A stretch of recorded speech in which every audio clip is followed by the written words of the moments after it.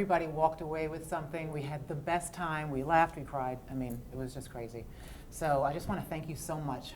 Oh, you're welcome. I really do mean, and I've said this all day long, that the quality of the teaching that I can deliver is about the quality of the group.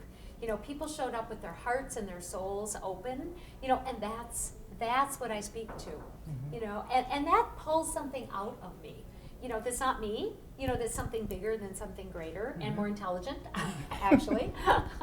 So, I'm enthused. I'm excited. I still have energy to burn. Oh, well, good for you. Yeah. That's great. Hey, listen, you know that I've said this, and they all know it too, that you are probably my favorite teacher. I've studied with a lot of people. One of my most, I want to say there's so many resources that not only I get from you personally, but that also you write in your books. You'll talk about different authors, and I'll look them up, and I also have the opportunity to take a look at those resources and just really see what you've gained, and also get some more stuff if I didn't get it from you, which is really cool for me. But I would love to know, who are your favorite teachers and resources? That's a great question, and I have a huge list. Oh, great. Yay. But I'm just going to tell a few of them. Okay. All right. I love Dr. Richard Gerber. His book, Vibrational Medicine, Gina, is one of the best that has ever been written. It's still up to date. How old is it? 20, 25 years old? And it is jam-packed with explanations about energy, how energy works, what it is, where it comes from, what we can do with it. The guy is brilliant. His book is absolutely brilliant. And that's a more contemporary book. I really like digging into the past, too. So I like reading about the life and practices of Fool's Crow, of J.R. Newton, of Phineas Quimby, of Aristotle, of Plato. Wow. I would put Hildegard de Bingen in there. Some of those famous greats, including Jesus Christ, actually. He did, 33 healings, or it was something like that. And when I analyze the healings, I'm able to really get an understanding of not just how people in ancient times did healing work, but how we can do it today as well. Yeah, that's powerful stuff. What's the flow of spirit? How do we open to spirit, which to me is a real theme. Yeah. Well, thank you for that. You mentioned Fool's Crow earlier today, and so that's one of the ones that I have on my list that I'll be checking into, because I was not. I'm like, who's that? I gotta write it down. So another real personal question. So I think that a lot of healers and intuitives, they have their own personal daily rituals, and I would love to just kind of take a peek to see what you do. Well, can I admit all this? So anybody who knows me knows that I really do wake up and do spirit to spirit. That's one of the techniques that I teach.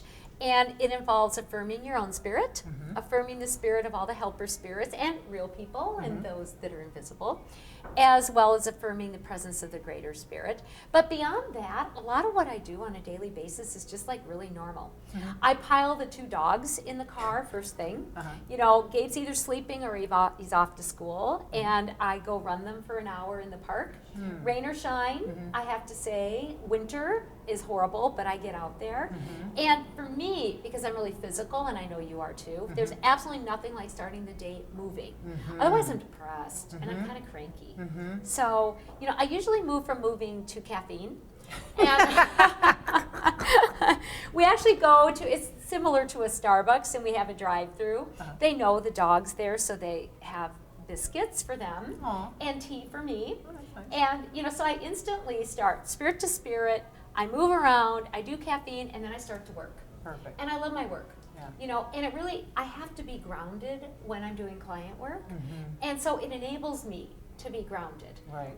So those are my big practices, that's right great. there. That's great. I think it's great to have your own personal rituals, but I also think that sometimes we feel like, well, maybe she's got an energy hack that I don't know about, and so it's just really cool just to learn. Well, and so many people, I think, in the spiritual field talk about meditating for hours a day, or, connecting with great, Shiba, Shuba, whoever it is in the sky, and I keep it really simple. I do a lot of spirit to spirit.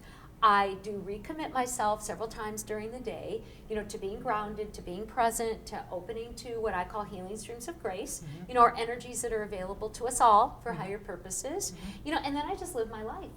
I live my life and try to do it in a good way. Yeah, that's what I love. It's like you basically really promote people being themselves and getting their own unique ritual or process down. Yeah. It's not like, well, this Yeah. is the way you do it, or so help you God. Because that's one of the biggest challenges that I have with a lot of healing modalities is that they basically say, well, this is the way it's done, and if you don't do it like this, well, then you're not doing it right. And I find I can contradict that completely. Well, I think it depends on who we are and who we've come here to be as well. So I work a lot with chakras, and each chakra or energy center, subtle energy center, enables us to access certain types of energy and come from that place. And we have stronger chakras or ways of being and weaker ones. So I'm very physical, so I need to be physical. I'm very mental, so I need to read and study and write. So I think when we use who we are, it may not look like what anybody else is doing, and it's certainly not, in my case, going to look like what a guru does. Right. Right? Right.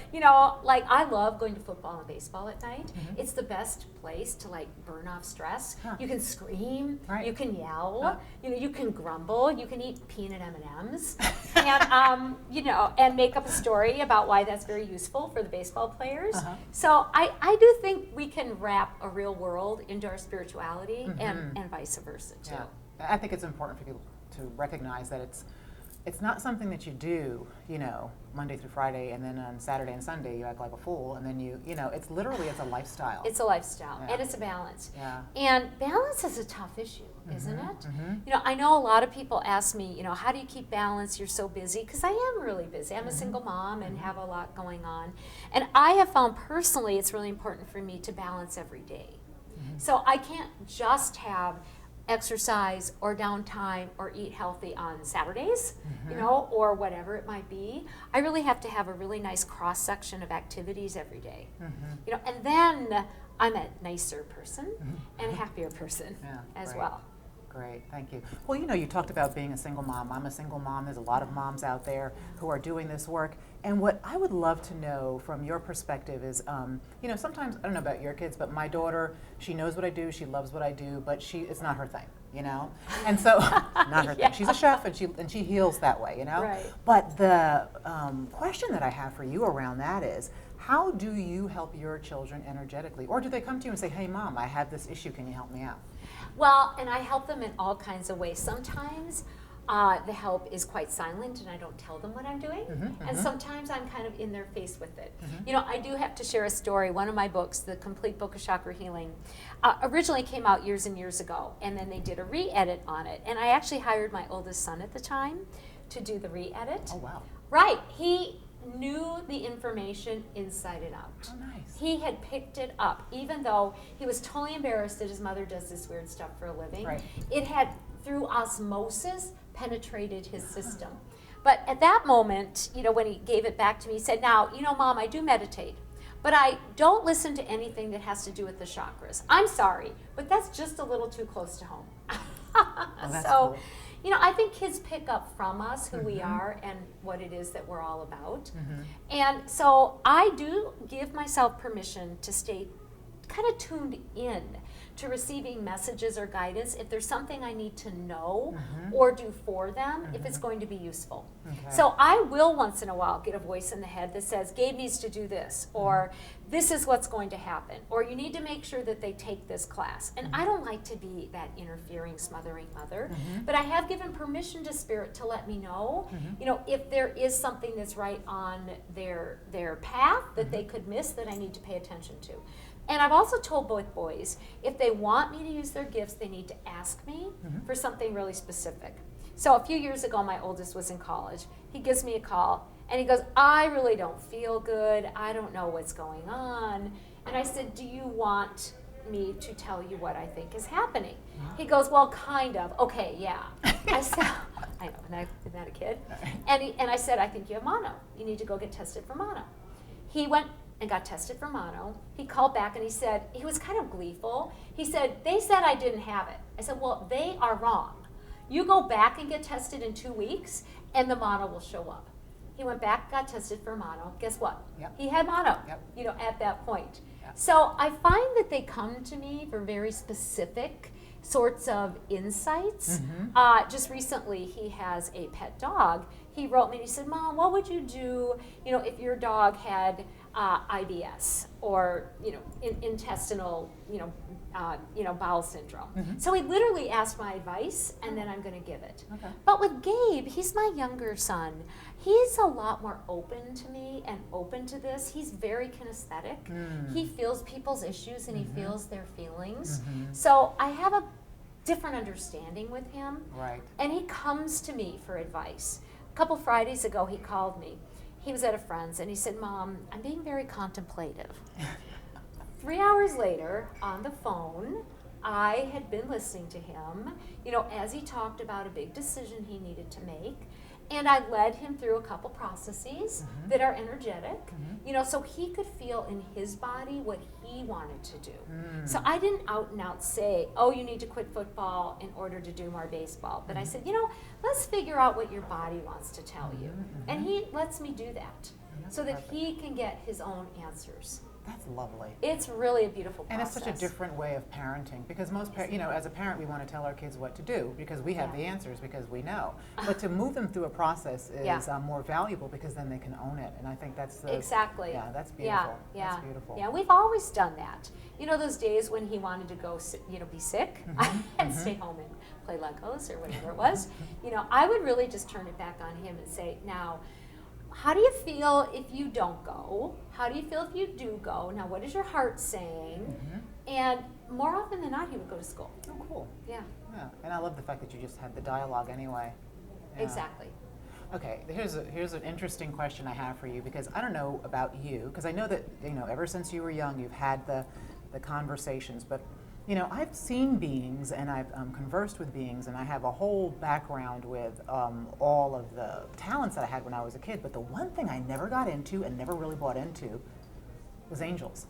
And I think it was because of the Catholic upbringing that I was just like, that was like a religious dogma for me. Yeah. But needless to say, I've moved past that, okay? With their help. Or they moved, I was going to say, they flew you past that. They did. They actually had a very interesting experience around that. But what I would love to know is if there was anything that you were skeptic about and that actually you had the opportunity to have your mind changed around. Absolutely. And I did always have a relationship with angels. When I was a little kid, I would have tea parties with them, and they would talk to me or appear to me or come in my dreams. I remember one night when I was little, literally this angel came in the room and had this book, and it had everything anybody would ever need to know in it. And I remember reading the book, and I can't remember one darn thing. Isn't that frustrating? Yes. Yeah. I'm like, tell me more. Maybe that's why I keep writing books. I'm trying to get it again. You know? I love it. I love it. You know, my real hesitancy or disbelief, it's a bigger one. It's very philosophical and it's heart based. I never really believed that God would show up for me. Whatever people call God, you know, Allah, creator, the divine, you know, I was comfortable with angels, I was comfortable with masters, I was okay with guides, I was okay with dead people, you know, animals, spirits, whatever it might be, but I didn't really believe that creator would ever really interface with me. Wow, so what happened that changed that? You know, I did have a lot of experience with what I think was creator or God when I was growing up. And I do have to admit that I think one of the reasons I didn't think the creator would show up with me was when I was 12, I had a near-death experience. I decided to die. I was done. I didn't want to be here anymore. Things were miserable. I was miserable. The family was miserable. So I told my parents, I'm going to die. I'm done. I got really sick. I lost 20 pounds in 2 or 3 days. Wow. Nobody could figure out, you know, how to help me. Wow. And I got super skinny. I left my body one night. I started to go, hopefully aiming toward the white light, and the voice that I believe was God said, I'm sorry, you haven't done anything. You're going back. Wow. I was so mad. Wow. I was so angry. And I was so shameful, you know, that I probably even tried to leave. You know, it's like trying to sneak out of the house and you get caught and then you're grounded forever, right? You know, that I shut down to God at that point. And I think I really blamed God for that, you know, because I really probably felt like, you know, I should have probably known I was supposed to stick around. Several decades later, I was probably 35, 40. I was down in Peru doing sacred medicine, and I had an experience where I was taken through this lifetime to my death, out into the stars, and I was hovering there, and I heard God, who said, you know, where do you want to go? And I was like, I could do anything. I can go anywhere. And what I decided to say, it was my one moment that I probably actually said the right thing, because under pressure we usually say something really stupid. At least I do. Yeah. I said, I want to go where you want me to go. And I went right into the Godhead. I don't have a word for it. It was oneness, it was source, it was beauty, it was every color. It was, I was loved, I love. It was what we all want. And I think that was the experience that really shifted me back again. Right. And then he sent me back, and of course I had that little magic moment I did when I was 12 when I said, I don't want to go back now. Right. So it was a very interesting return, kind of to the opposite side of the experience, you know, where I didn't want to come back again. But I did, and I have somehow, because I felt that sense of oneness, been able to maintain some sense of it ever since then. Yeah, so that's what wonderful. shifted it for me. Yeah. That's great, though. That's great that you had that opportunity and that reference. I mean, I think that many of us move through life and we get glimpses. And we often think that God is supposed to show up in a certain way, the big booming voice or, you know, but it actually shows up in a way that is personal to us. And so, you know, it's just a completely, there is no one way. No, not at all. Yeah. And I don't think it's even necessarily that somebody believes in God, whatever word they would use for God. Right. You know, I mean, the point is that if that's the creator and it's the source of love, does it really care if we believe in it? Right. I mean, it believes in us. Right. And that's no matter what we believe in. Yeah, that makes sense. Okay, one last question. I know I've been talking your ear off. So if you could say something to your younger self, if you could advise your younger self, what would you tell your younger self? Well, I would tell her to loosen up. I mean, my gosh. I was this bound up kid. Now, I was super psychic. I was super intuitive, and I could see and sense things, but I was scared to death of people. It was people I was scared of. I wasn't scared of angels and fairies. I was scared of people. I mean, their emotions, their feelings. Is it my job to fix them? Are they going to hurt me? Are they going to hurt each other? So I was tense. I was tight. You know, I probably had only one or two friends at a time. I don't think I showed much of myself. I didn't reveal myself. I would feel funny when a teacher caught on that I was smart, you know, and call on me in class, and I would just practically die. Right? You know, and so inevitably what that is just being really hard on myself. And I had some great moments too as I, you know, grew older. Kind of wild, traveled a lot, did some cool things, but I always held on deep inside and didn't really open up. So I would tell myself, look, you know, just be yourself. It's their problem if they don't like you. I mean, really it is. You know, that's their reaction. Just loosen up, lighten up, put it out there. That's what I would tell myself. Perfect. I think I'll take that advice. That's great advice. We can all take that advice, like now, right? Absolutely. Absolutely. Well, listen, these 2 days have been amazing. Thank you. And thank you so much for coming to Charlotte. Everybody. It is my honor. You know, when you were saying, you know, you came to the Godhead and you realized you were loved, I'm going to tell you, you really are loved. Oh. You really are loved. Oh, see, that's going to make me cry. Oh, well, good. Thank you so much. Thank you. Thank you. Thank everybody. All right, well, listen, if you want to learn more about Cyndi Dale, go to Cyndi Dale's website, cindydale.com, and you can also check out my website, ginaspriggs.guru. Thanks.